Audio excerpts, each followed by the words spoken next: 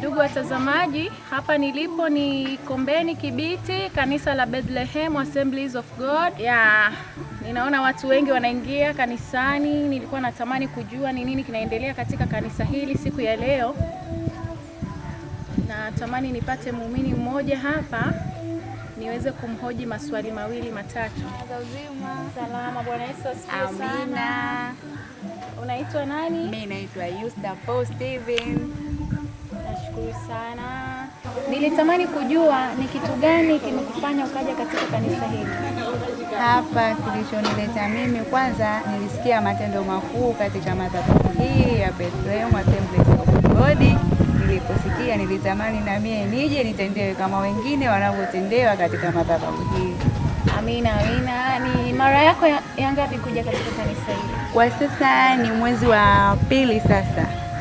Katika ibada hii ulikuwa unategemea Mungu akutendee nini?